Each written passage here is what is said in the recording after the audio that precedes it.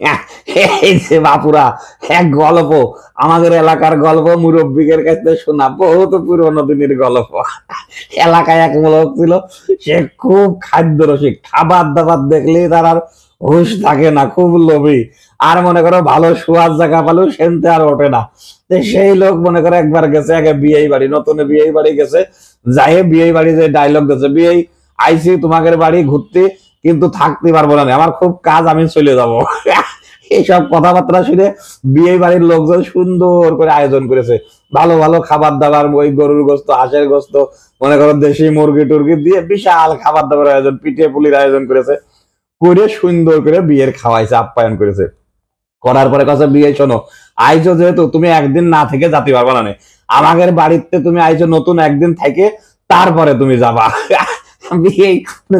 খাওয়া যে খাওয়া দিয়েছে, রাত্রি আর এক প্লেট খাবানে, তারপরে দরকার হলে সকালে যাওয়ার কথা চিন্তা করা যাবে। মনে করি আচ্ছা ঠিক আছে, এত জোর জবরদস্তি যেহেতু করতেছেন থাকি।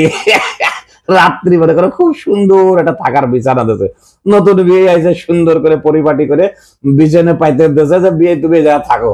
রাত্রি যে ঘুম দিয়েছে, সারাদিন খাইয়ে দেয়, রাত্রির ঘুম হয়েছে অন্যরকম, সকালের তো তার ধান্দা হয়ে গেছে ভিন্ন, যে এই বিয়ে বাড়ি আরো কয়দিন থাকা লাগবে। সে আর যাওয়ার নাম নেই। ঘুমের তো ওটা না দেখে বিয়ে বাড়ির লোকজন মনে করেছে নতুন বিয়ে, আর একদিন আদর আপ্যায়ন করে নানান ভাবে আবার খাবার দাবারের আয়োজন করেছে, খাইছে দাইছে। বিকাল বেলা কাছে বিয়ে, আমার তো চলে যাওয়া দরকার। তখন মনে করে আমার বিয়ে নেছে কাছে, না বিয়ে চলে যাবেন, আসলেন আর একটা দিন থাকেন। বলে আচ্ছা ঠিক আছে, আপনি যেহেতু এত করে আদর আপ্যায়ন করতেছেন, যত করে বারবার করছেন, থাকা লাগে। রাত্রি আবার খাওয়া দাওয়ার আয়োজন, সুন্দর সুন্দর খাবার দাবার, নতুন বিয়ে বাড়ি খাবার দাবার পাইয়ে ভদ্রলোক মনে করো আবার আবার আর এক রাত থেকে গেল, পরের দিন সকালেও যাওয়ার নাম নেই। তখন মনে করো যে ওই বাড়ির লোকজন উসবুস শুরু করলো, চল বিয়ে বলে এখনই চলে যায়, পুরো যাওয়ার নাম নেই। কিন্তু কেউ আর তার থাকতে পারছে না। এখন মনে করো দুপুর বেলা খাতি টাতি দেশে কোন রকম হালকা পাতলা দেওয়ার পরে কাছে কি বিয়ে, কি খবর টবর, যাবেন না? বলে হ যাওয়ার তো দরকার, কিন্তু আপনারা আর একবার সাধিলেই আমি থাকিয়া যাইব। আরে কথা শুনে ওই বাড়ির লোকজন একেবারে চুপ, আর কেউ কোনো কথা কয় না।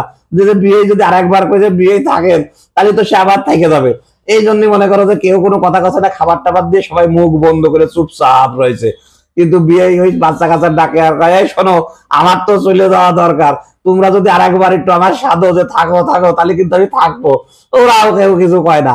এরকম করে মনে করো যে এর ডাকে কয়, ওর ডাকে কয় যে আমার আর একবার একটু সাধো, আমি একটু থাকবো। এরকম করে কতি কতি সবাই যখন শোনা শেষ, বাড়ি ছিল এক ছাগল, সব গোছ গাছ করে নিয়ে চলে যাচ্ছে। কেউ যখন আর থাকতে কয় না, তখন ছাগলের কাছে যে কাছে, সন্ধ্যে ছাগল চলে তো যাবই, চলে যাওয়ার দরকার, কিন্তু তুইও যদি আমার আর একবার কোস যে আর একটা রাত থেকে যাওয়ার জন্য, তুই যদি আর একবার একটু খুশামত করিস, তাহলে কিন্তু আমি এই বছরে এই বাড়িতে আর একবার থেকে যাবো, আর একটা রাত কিন্তু থেকে যাবো। এই কথা শুনে ছাগল তো কিছু বোঝে না, ছাগল মেয়া করে ডেকে উঠেছে। বিয়ে তাড়াতাড়ি করে ব্যাগ নিয়ে ঘরে ব্যাগটা পয়সা গেলো, এই যে ছাগল আমার থাকতে গেলো, আমি তো আর যেতে পারিনি, কালকে যাবানে। এই ঘটনা দেখে বাড়ির লোকজন সব আর কি করবে, তার জব বই দেখেছে, মাথায় হাত দিয়েছে, যাদের ছিল বসে থাকলো, যে বিয়ে ছাগলের সাদার কারণে আবার বসে থাকলো।